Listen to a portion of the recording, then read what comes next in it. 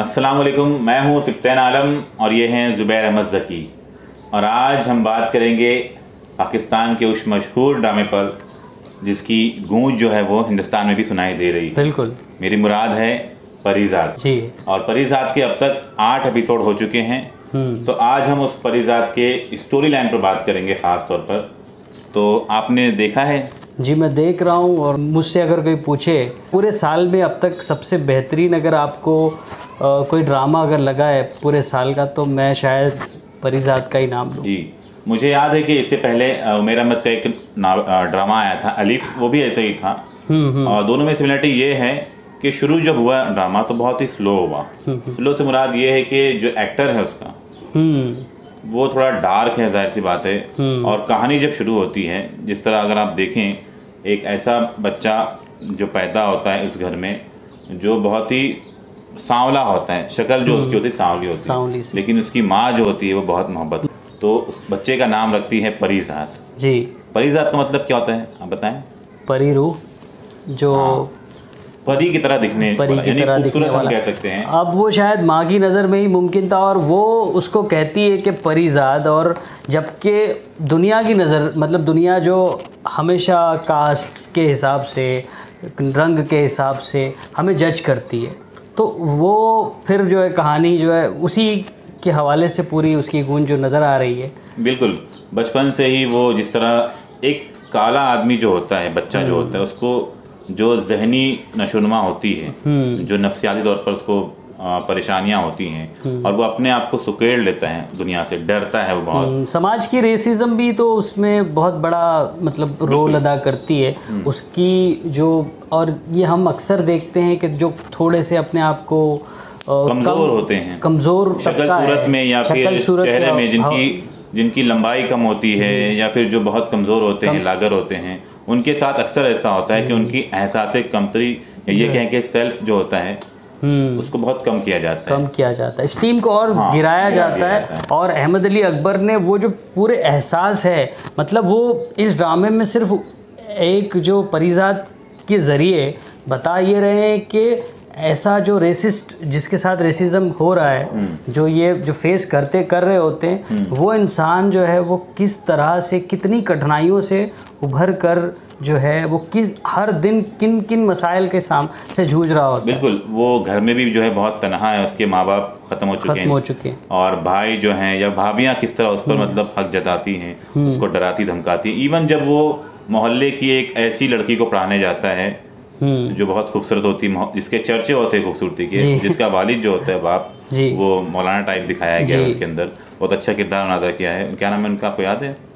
मोहम्मद अहमद साहब ने वो कैरेक्टर निभाया है। तो वहाँ पर भी उसको यही सामना करना पड़ता है कि वही बुरा होता है, वो ना चाहते हुए भी। यहाँ पे मैं कहूँगा कि दुनिया हमें हमेशा ऊपर से जाहिर से जज करती है, अंदर के इंसान को लोग नहीं देख पाते। और परीज़ाद का जो अब देखो, जो खुलकर जो कैरेक्टर उभर कर आया है, जो तो शुरू से ही बहुत बहुत मजबूत कैरेक्टर लिखा हुआ है, प्रेजेंटेशन है अहमद अली अकबर ने, the way he presented, the way he acted, that's phenomenal. मुझे कहानी इसलिए भी अच्छी लगी क्योंकि जिस तरह कहानी बढ़ रही है, आमतौर पर आपने देखा जब वो कॉलेज में जाता है उसका एक दोस्त बनता है, और जो उसका किरदार है नाशाद का, जी बिल्कुल, वो किस तरह उसको ग्रो करता है, उसके अंदर की जो एहसास कम तरीका वो किस तरह से। और वो एक जुमला अगर आपको याद हो तो वो कहता है कि आसिम नदीम के जो नावल में हमने देखा है कि किरदार आते रहते हैं और जाते रहते हैं, वो रुकते नहीं हैं।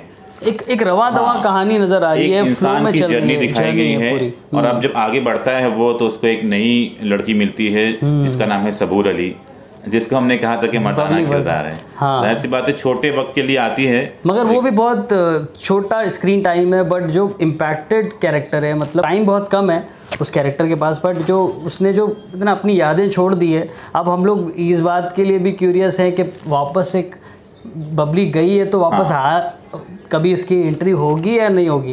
अब बबली का किरदार छोटा ज़रूर है, लेकिन जिस तरह सबूर अली ने उसको अदा किया है तो वाकई लगता है कि सबूर अली ने मतलब उसको जिंदा कर दिया उस किरदार को।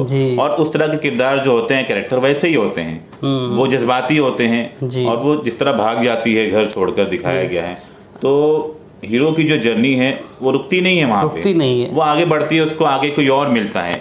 देखो आप गौर करो तो उसके साथ शुरू से हर कोई मतलब जाता रहता है उसकी लाइफ में। पहले वो मोहब्बत करता है, वो भी चले जाती है, किसी और से शादी हो जाती है उसकी, या उसका दोस्त होता है वो भी चला जाता है अपने शहर, फिर बाद में सबूर अली आती है, वो भी गायब हो जाती है, शादी होने वाली रहती है। तो धीरे धीरे सारे जो है उसकी जर्नी से निकल रहे हैं। इवन आपको वो सीन याद हो जब वो दुकान के बाहर खड़ा होता है और उसकी जो दिली ख्वाहिश होती है उस क्या बोलते हैं उसको खरीदने की, पियानो जो उसकी ख्वाहिश होती है, हाँ। बचपन से कि वो पियानो खरीदे। वहाँ पर आपको नाशाद का वो जुमला मुझे आज भी याद है, वो कहता है कि हम सब की ज़िंदगी में कोई ना कोई पियानो ज़रूर होता है जो हम लेना चाहते हैं, हासिल करना चाहते हैं। पियानो जल्दी मिल जाते हैं, वो कामयाब हो जाते हैं फैसलों की बिना पर। हाँ। और कुछ लोग जो है अपने पियानो की ढूंढते ही रहते हैं और वो फिर शीशे की दीवार से जो उन्होंने मकालमे की सूरत में, और मकालमे के हवाले से अगर डायलॉग्स की बात करें तो बहुत खूबसूरत राइटिंग है हाशिम नदीम ने। जो मतलब जिस तरह की इवन मकालमा अंदाजी है, ड्रामे में जो नेगेटिव किरदार नजर आते हैं उनके भी डायलॉग बहुत अच्छे हैं। जैसे वो जो खास तौर पर जो उसकी कॉलेज में जाता है और उससे मुलाकात होती है मशल खान की जो माँ का जो कैरेक्टर, हमें लगता है कि शायद वो नेगेटिव बात कर रही है, लेकिन आखिरी जो सीन होता है उसका जो तल जुमला, उसने तो पूरे ड्रामे का मतलब उसकी जो जर्नी का अब जो टर्निंग पॉइंट है, जो उसने कॉलेज छोड़ दिया हुआ है और वो जो एक बात उसने की है वो कहीं ना कहीं छुप गई। जिंदगी में ऐसा वक्त भी आता है जब एक शायर जो होता है उसको अपनी किताब बेचनी पड़ती है। आपको वो सीन याद है? ऐसा सीन था जो देखने के बाद बहुत गम होता है कि मतलब वो जो इंसान अपना कलाम अपने नाम के बगैर, क्योंकि क्रेडिट जो होता है वो बहुत ज़रूरी होता है मतलब, और वो उसको अपना नाम बेचने की नौबत आ जाती है और वो कितना हसास है उसका जो मतलब वो एक तरफ तो फील कर रहा है। आपको नहीं लगता है कि ये एक तंज है ज़माने पर? हमारे मुआशरे में ऐसे खरीदार बहुत से खरीदार हैं जो इस्तेहसाल करते हैं, पैसों के दम पे इस्तेहसाल करते हैं। कहानियाँ तो लिख लेते हैं, वो किसी और की होती हैं। बहरहाल तो अच्छा मतलब इसमें बहुत से मौजू उठाए हैं, ख़ास तौर पर हाशिम नदीम ने, और आगे भी उठाएंगे वो, उसके बारे में भी देखेंगे हम कि क्या क्या और मौजू हो सकते हैं। इंसानों को जज करने का जो मौजू है वो भी बहुत उम्दा तरीके से उन्होंने उठाया है कि किस तरह हम रंग सूरत नस्ल देखकर जज करने लगते हैं लोगों को।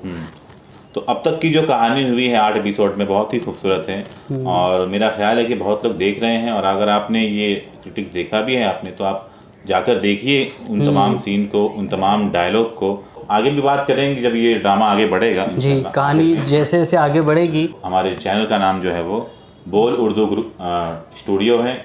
आपको अगर हमारा ये स्टोरी लाइन पे क्रिटिक्स अच्छा लगे जी, तो आप हमारे वीडियोस को लाइक करें, चैनल को सब्सक्राइब करें और बेल आइकन ज़रूर दबाएं ताकि हमारी आने वाली हर वीडियो की आपको प्रॉपर अपडेट मिलती रहे। तब तक के लिए अल्लाह।